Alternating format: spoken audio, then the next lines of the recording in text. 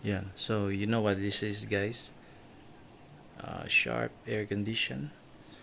So, tirik na tirik yung araw ngayon. Kailangan nating mag-aircon. Alas 2 na ng hapon. Kailangan natin yung aircon natin na sharp talaga. Ito na yun. Tingnan natin closely. Narinig nyo yung sound. Very cool sound. Ayan. JTEC inverter. Energy saving. So ito pala yung nito. Powerful jet 40% faster training. Ngayon ko lang to nalaman. Ito pag pinindot mo to sa unang-unang pagsisimula ng pag power on mo. So 40% kagad faster cooling. Yan. Yun nga lang yung ating kuryente is hahatak siya ng malakas na kuryente. Yun siguro yun. Long airflow, 14 meters, so layo. Yan, 14 degrees Celsius lowest temperature in the market. Yan, so market pala na 14 degrees Celsius. So, yan, so JTEC inverter yan. Inverter, split type, window namin. So, yan sa labas yung yung split type niya na aircon. Yan. So, lamig na lamig yung isang natutulog dito. Tingnan mo. Ayan. So, yung room is 4x3. 4x3 room. May TV dito. Ayan. So, 3 years na pala itong sharp na to na ginagamit namin. 3 years na pala, kalain nyo.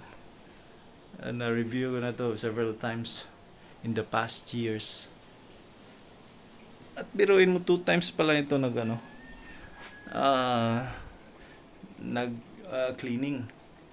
Importante din naman yung pag cleaning na ating mga aircon. Pero twice pa naman ito na clean. So for 3 years twice.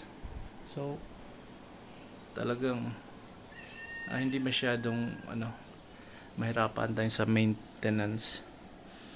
So nagpa-clean lang kami kasi medyo hindi na malamig. So ayun, after cleaning, ayan, malamig na naman. At 25 lang na tirik-tirik na yung araw ngayon is tirik na tirik. Yan So hindi na tayo nito hindi na tayo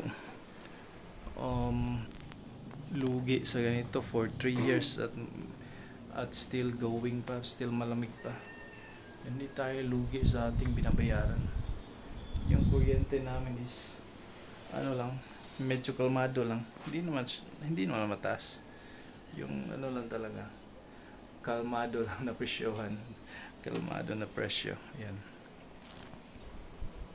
Yan, wala akong masabi na hindi maganda nitong sharp na to. Siguro ito na yung pinaka matibay na brand, right? 'Di ba? Pinakamatibay na brand na siguro ito, na Sharp. Yan. Sharp na to, very sharp. May remote, indicator na lights. Hindi lang natin makita yung parang light na number indicator. Dito lang natin makita yung number kung ilang degrees yung natin. So that's it for today. That's it. Talagang ginaw yung isa dito. What? 25 tirik yung araw. Tapos talagang gininaw talaga. Yan. Sharp 1.5 horsepower plato.